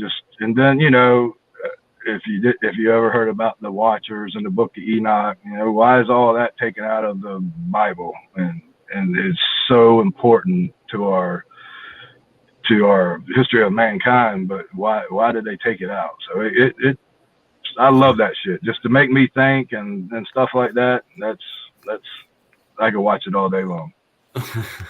Yeah, you always have certain movies that you could watch, like me with like 80s movies like Ghostbusters. I could sit and watch them all the time and never be bored. But yeah, anything like that I could watch and never be bored, definitely. Yeah, it's like Tenet's another movie that you have to go and see anywhere to see. Tenet, you got to watch it, like anything with Christopher Nolan. You got to watch his movies, because his movies you got to watch them at least 4 times. Be like, oh, I got it now, because I watched it the second time and now I actually understood it. One thing that's pretty funny is back in growing up, not growing up, but when Jacob's Ladder came out and Pulp Fiction, when they both came out, I saw them at the theater, and the first time I saw both movies, I was tripping on acid, and I understood the movie right away, to where the people that was with me that wasn't tripping on acid was lost. Mm-hmm. And I was like, dude, it was like Pulp Fiction. It was when you know, you got John Travolta's in there, and then he goes to get Bruce Willis, and he's in the bathroom. Bruce Willis shoots and kills him. Then later on, Travolta's back in the movie, and I kind of caught on right then and there that he broke the movie down into 4 parts and switched them all around, and you got to follow it. And they were lost as hell, and I'm over here tripping on acid, following it just great. I was like, I don't know if, you know, that's what helped me and it's the same thing with Jacob's Ladder. I caught on to what was going on with Jacob's Ladder right off the bat. I was like, dude's, you know, he's dying. He's in the military, he's dying, and he's floating from heaven, where he's seeing his wife and kid, and then he's dwelling in hell when he's living in the city with that girl, the black kid girl, and all that. So, you know, I caught on to that just right away. And my girlfriend at the time, she was like totally lost, asking me, well, what's going on? Why is this happening? So I'm sitting here trying to explain to her as I'm watching the movie, and I'm the one sitting here tripping on acid. And I was like, I guess that really helped me understand what was going on. Yep, I guess so. Yeah. All right. If you can get any wrestler from the past that has passed on to wrestle you one more match, who would that be and why? Steamboat, like I said earlier, just his style of match versus my heel style, I think is just a great mix. If you really watch me work, you'll see almost a little bit of all 5 or 6 of those guys that I said was my top guys, and I could see every one of them guys having a great match with. I mean, well, we've already seen Steamboat and Tully, we've seen Steamboat and Wyndham, we've seen Steamboat and Rude. You know, I've seen Steamboat and Jake. You know, they all would have great matches with Steamboat. So I think, you know, Steamboat and me would have a really, really great match. Yeah. What was it? I'm trying to think the name of that the word that Geek used earlier with our last guest from the. Have you ever gotten a receipt or given anybody a receipt? Oh yeah, plenty. Yeah. Plenty. I've never nothing in a malicious way. It's always something fun. I wrestled a greener guy, but a green guy that I knew quite well, and he just didn't know how I'm a pretty big chopper in my matches, and he wanted to chop back with me. So I was letting him, and I there's a certain way I kind of take a chop. I kind of over exaggerate everything. So I instead of staying tucked into a corner and they chop you, I hate when they put you in a corner and they put your arms around the ropes and they chop, you can't even really sell it when they do you that way. So I'll almost come out of the corner just a little bit. So when I get chopped, I can kind of fly into the corner type gimmick. But when I did that, when I leaned forward to feed him my chest, he misjudged his chop. So he chopped me right in the mouth. And as soon as he chopped me in the mouth, his eyes got as big as soccer balls. He was like, "Oh shit." And I was like, "Receipt." Here we go. So all I did was chop me a little harder than normal on a couple of things, nothing malicious. And same thing with me, just, like something like off by a little bit or a little snugger on this, and you're like, "Oh shit, I guess I got a receipt coming." Yeah, definitely. But definitely nothing on a malicious or wanting to hurt somebody way, nothing like that. But who do you think hits the hardest? Would you say, in your opinion?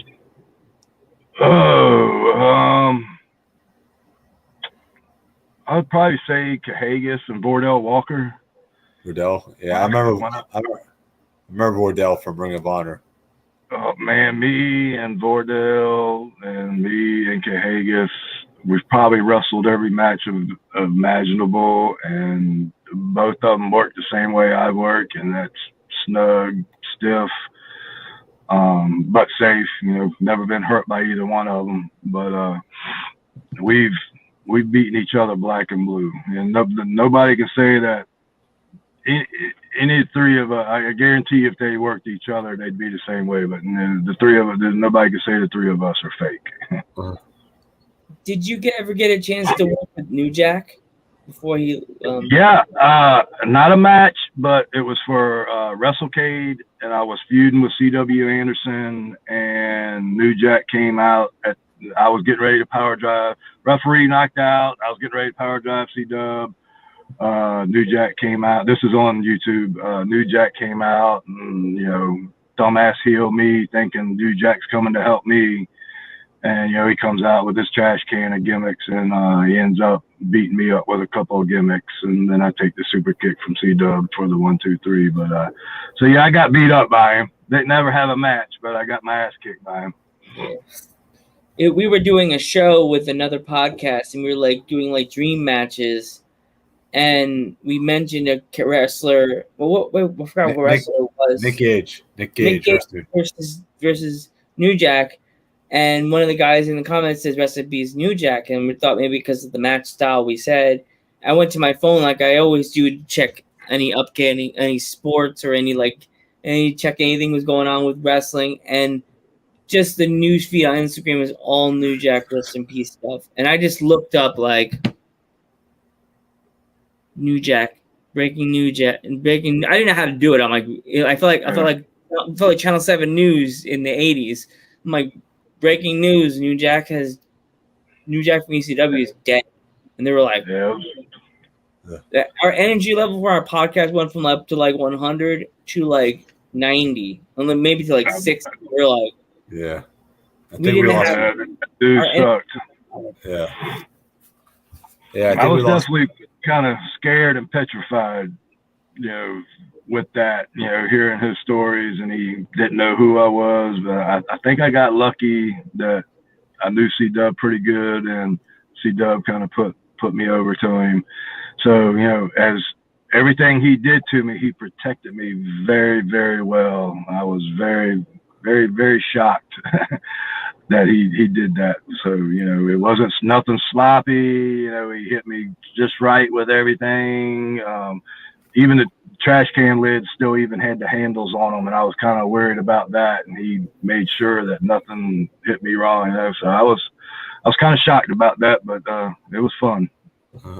Do you watch Dark Side of the Ring, or have you catched up with it? Or yeah, so, I watched quite. Yeah, I was on the one of the very first, the one with MVP.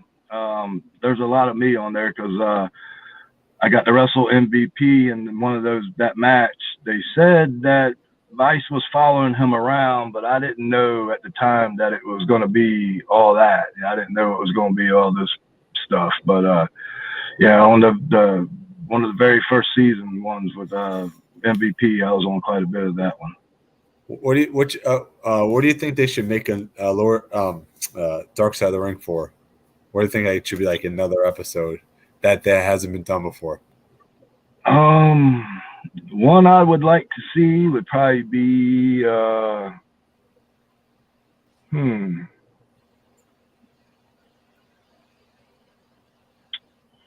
don't know, because they've been pretty good on all the, and then being in the business so long, you pretty much know all the dirt stories and the background and the dirt, and so there's two of them that come to my mind that I don't think they've done. What was that now? I think there's two of them that come to my mind that I don't think they have done. There's Crown Jewel they haven't done, and then there's Lucha Underground. Yeah. I was just talking to somebody the other day about Lucha Underground. Yeah, that would be a good one to about to see what happened on that one. Crown Jewel, you talking about the WWE gimmick? Yeah, exactly, that one. The one where they didn't get to leave. Yeah.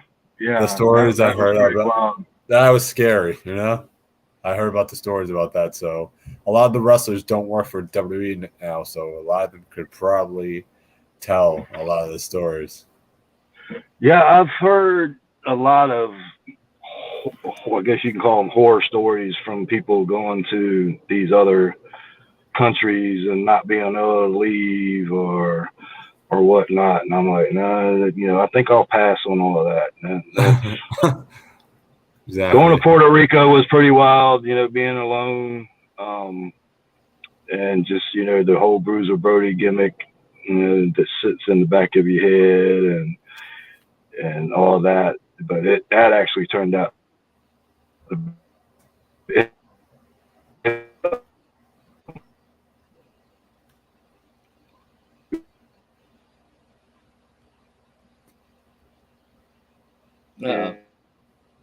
we lost him. He's gone? No, he's still there.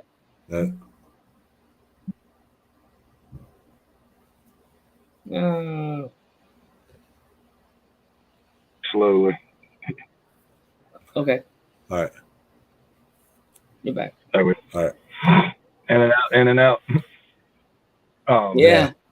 So what I was saying is, when they picked me up from my hotel to get to where the building was, we had to drive through the hood of Puerto Rico. So that was pretty freaking. That was pretty wild. I mean, everything from every house to every business to, it looked like the dog houses. No lie, the windows were bars and everything else. And I'm like, this is freaking crazy.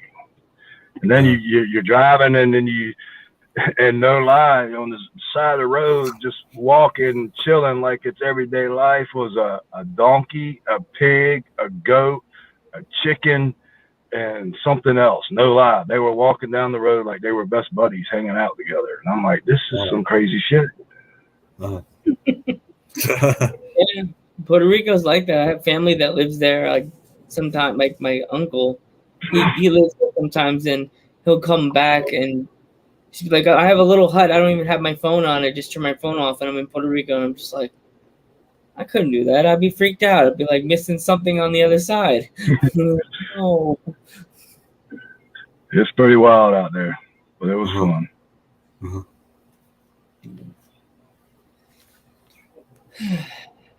So, if there was a kid that came up to you and said, a little boy or a little girl came up to you and said, "I want to be a professional wrestler," like what would you tell them?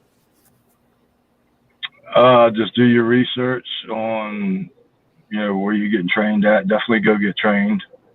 Today we got too many kids that think like we got too many of say you two guys are wrestlers and I befriend y'all and I'm like, I want to be a wrestler too, man. Can I start hanging out with y'all and riding up the roads with y'all? And then my training is getting in the ring with y'all before shows. That's not training. Yeah. I mean, a lot of guys get their training that way, and the ones who are natural are the ones who end up being pretty good at it. But if you're not a natural and you're getting trained that way, you're going to be the shits the whole daggone time. So just make sure you get trained the right way. I tell guys, you hear some people always say, make sure your trainer is somebody that's been there and done that. Well, my two trainers never been there and done that. And I knock on wood and thank God every day I got trained the way I got. I got trained the right way by two guys who trained me with their heart and not not for the money. And just look for that. I mean, there's too many scams out there, too many schools on every corner, like a 7-Eleven, and the guys teaching, I guarantee you 4 out of every 6 teachers out there that call themselves teachers shouldn't be teaching. Straight up. So just do your research. That's the main number one goal is to do your research, and you just can't have somebody bullshitting you because this business it's not the glamorous life we all think it is. Believe me, it's not. I love it. It's just because I got the passion for it. But I'll tell you straight up, it's not the glamorous life. You heard it from the mouth of babes, Van. You heard it from the mouth of babes. He'll tell you the truth. That's why he's the unpredictable one. Yep, just don't bullshit nobody. I tell guys when they send me matches and want me to critique their matches, I tell them straight. I said, it's gonna be tough love. It's like I said one time. I posted on Facebook. I was like, because people can't take criticism. They fuck you. Who are you to tell me that? If you got to hurt my feelings to make me better than make me cry, tell me my shit sucks. Yeah. Don't bullshit me. Don't sit there and say, oh man, you're good. And that's why I said earlier, guys travel with their little cliques and they pat each other on the back. And I can sit there and watch these guys wrestle each other, and I'm like, God, this shit sucks. And they get in the back and they're like praising each other. Oh man, that was awesome. Did you hear the crowd? And in my head, I'm like, the crowd was sitting on their ass. What the fuck were y'all listening to? So, I've been around too many guys that that's not going to bullshit you. I pick the brains of guys that are going to tell me straight up, hey, one of the best people in the world that I go to is my wife. And my wife was growing up going to Mid-Atlantic same time I was. We didn't know each other, but she's old school, and she watched it, and she knows what's good and she knows what's bad, and she knows this business inside and out. And I tell guys, I'm like, if you want an honest opinion of your match, go ask my wife, because she'll tell you straight to your face, oh, I like you. You're good. You're really good at what you do. And I've seen her tell guys straight to their face, you suck. You need to go back to training. And so she's the first person I had. As soon as I get to the dressing room, I grab my phone. Hey, honey, how's the match look? And she'll tell me straight up, wasn't that good, honey? Or, it was a really good match. Oh, that kid was really good, or she'll put it over. And, she's another, like she'll call you out if she sees you talking. She'll call you out if she sees you blading. And that's one of my biggest accomplishments is she's never busted me. She can't bust me doing either one. She gets mad about it. She tries her hardest to call me out on talking, and she'll try her hardest to catch me blading if I know I'm going to juice. And she's never been able to do it. So I feel pretty accomplished on that one. But I know who I can go to that's going to tell me straight up. When Tracy Smothers was alive and I was on a lot of shows with him, I went straight to him, and because I knew he wouldn't bullshit me. Mm-hmm. So, that's what you got to have. You can't have somebody, in anything, y'all can't have people kissing y'all's ass. Oh, y'all's podcast is the best thing in the world. If nobody tells y'all what to improve on, then you're never going to get better. Exactly. Yeah, exactly. We always get mixed bags sometimes, but I think we're doing good, Maybe. You learn as you go, and you only get better as you go. Exactly. Yeah. And like in 10 years, I'm going to be like, that podcast sucked. Because, but then you'll look at another one and be like, that one was really freaking good, man. We hit everything on point. Exactly. So, but in 10 years, I'll be like, if we talk to you again, we'll be like, oh, wow, this one was a lot better than the last time talking, because you're going to keep. I know we're going to ask you back because you have a lot of stories and you have a lot of things that like wrestlers like that guy that was in the chat, Riley Measures, a lot of stuff that because he's a younger wrestler, a lot of stuff that he could learn from you from the ring that most people can't tell him. Uh-huh. Yeah. He can go onto your learning tree and learn something from you that he never learned from anybody in England. Mm-hmm. Yeah, definitely. I mean, like I said earlier, I love pick my brain. If I don't know it, I'll find out the answer and let you know. Believe me, I always tell young guys, I'm like, if you have any, hey, if you need to know who this promoter is, who this booker is, if you get ready to work this person, you need to know who they are. Hit me up. I'm not saying I know everybody, but I guarantee you I know 9 out of 10. And then that 10th one that I don't know, I'm sure I can find out. So, hit me up. Yeah, I love that stuff. I just, the more I can help somebody, the better that I feel. And I think more vets like me should be like that instead of worrying about their spot or worrying about somebody doing this to them or doing that. Fuck all that. Help people. Just, the more better guys we can get, like I said earlier, the more better talent and guys we can get in the ring with us, it's better for everybody, from the fans to the promoters to the bookers to us workers. Have you had the opportunity to meet Joe Koff or who? Joe Koff. He's the new CEO of Ring of Honor. No. No. I think you were there. You were there when Carrie was there, right? Yeah. I was there when Carrie was there. It was Carrie and Gabe, and then it was just Carrie. And I was there right around the beginning of the talks of the Sinclair, if I'm not mistaken. But that's when Joe took over. I was right. I think right when I stopped going there is right about that time. Uh-huh. So, yeah, I haven't been or talked to anybody there in a while, because once Gabe left and went to Evolve, I talked to him about going out there a few times, and then I was just, Evolve is not my style. It's just, early Ring of Honor was my, even like Ring of Honor now is not really my style. Just those, I don't want to call them spot fests, because a lot of them do have some good psychology to them, but just all that is just not me. So I don't think I would fit into I like earlier Ring of Honor, like when Carino and Pierce and Homicide, some of them guys, which was more my style. Brent Albright, guys like that. The mix was a little better. Today, I just think it's more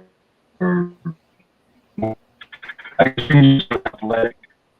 I'm a little older in age. My knees are shot, my back is shot. Early in my career, I could do all. Not now. Yeah. Is Brent Albright still wrestling, or? Sorry. Who's that? Is Brent Albright still wrestling, or? He got out a long time ago. It wasn't too long after the Ring of Honor and NWA stuff that he stopped wrestling.